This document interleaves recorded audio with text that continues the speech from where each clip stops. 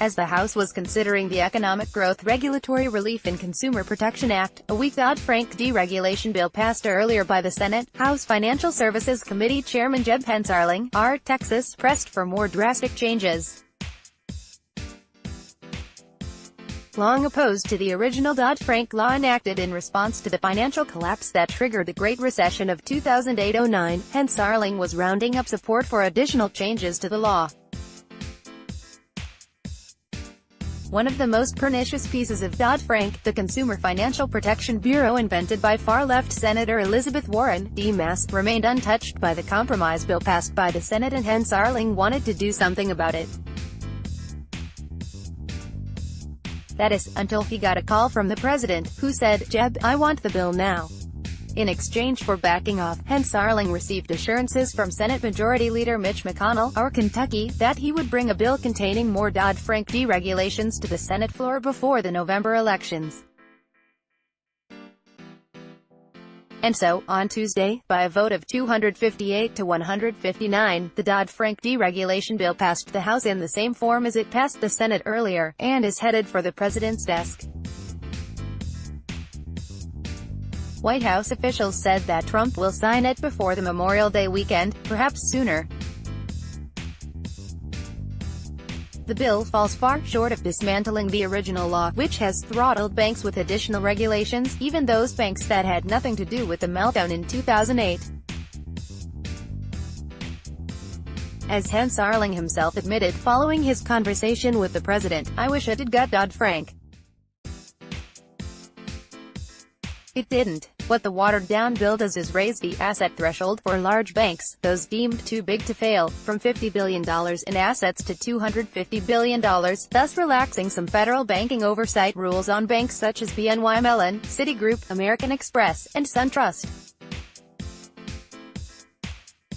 It eases somewhat various Dodd-Frank regulations on community banks, those with less than $10 billion in assets, which some claim will allow them to offer more banking services including loans that were limited before. It also loosens minimum federal standards for qualifying for certain home loans, allowing more small banks and credit unions to make more of such loans. One of the 33 House Democrats who crossed party lines to support Republicans in passing the bill on Tuesday was New Jersey Representative Josh Gottheimer, who said, "The measure provides targeted relief to community banks and credit unions around the country, helping residents of my district by spurring business growth and expanding access to credit and loans, while protecting the key safeguards in the original Dodd-Frank law in place." New Jersey Republican Representative Leonard Lance agreed, "Community banks had nothing to do with the 2008 financial crisis but have been forced out of business across New Jersey because of one-size-fits-all regulations." And John McQueenie, president and CEO of NJ Bankers, added, "There are hundreds and hundreds of rules that came out of Dodd-Frank. No one specific rule in and of itself is a tremendous burden, but when you put them all together, particularly on a small community bank that may only have a small staff of people, it just buries them." The bill leaves in place most of Dodd-Frank's major planks, including emergency government powers to regulate the banks along with curbs on trading in derivatives. It leaves in place the Consumer Financial Protection Bureau as noted above, and the orderly liquidation authority that gives the government the power to take over failing financial firms. It also leaves cemented into place the Financial Stability Oversight Council and its powers to designate which financial firms should be subject to stricter regulation. This was necessary to get bipartisan support for the bill that Hensarling didn't like but the president demanded. As Representative French Hill, RR, said, "Could it have done more? Sure. But Senator Mike Crapo, the prime driver behind passing the Senate bill, should be congratulated for producing a bill in these partisan times." A senior White House official, unnamed by the Wall Street Journal, said that the president recognized that this was about as much as we could get. As Isaac Boltanski, Compass Point Director of Policy Research, said, "Passage of the bill is an important mile marker, but the hyperbolic rhetoric coupled with only modest Democratic support suggests that this may be the only financial policy bill of consequence for quite some time."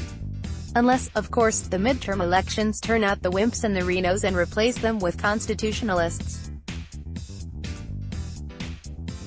And then serious restoration of the proper role of government just might begin, perhaps with repeal of Dodd-Frank and its unconstitutional and unaccountable Consumer Financial Protection Bureau as one of its first objectives.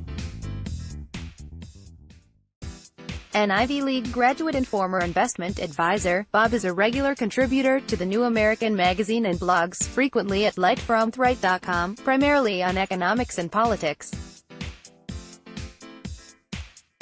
He can be reached at this email address as being protected from spam bots. You need JavaScript enabled to view it. Related articles: Taming the Tyranny of the Agency, Unaccountable CFPB ruled constitutional, spends millions on office makeovers. Please review our comment policy before posting a comment. Thank you for joining the discussion at the New American. We value our readers and encourage their participation, but in order to ensure a positive experience for our readership, we have a few guidelines for commenting on articles. If your post does not follow our policy, it will be deleted. No profanity, racial slurs, direct threats, or threatening language. No product advertisements. Please post comments in English. Please keep your comments on topic with the article. If you wish to comment on another subject, you may search for a relevant article and join or start a discussion there. Comments that we consider abusive, spammy, off-topic, or harassing will be removed. If our filtering system detects that you may have violated our policy, your comment will be placed in a queue for moderation. It will then be either approved or deleted. Once your comment is approved, it will then be viewable on the discussion thread. If you need to report a comment, please flag it and it will be reviewed. Thank you again for being a valued reader of The New American. Copyright 2015 The New American. All rights reserved.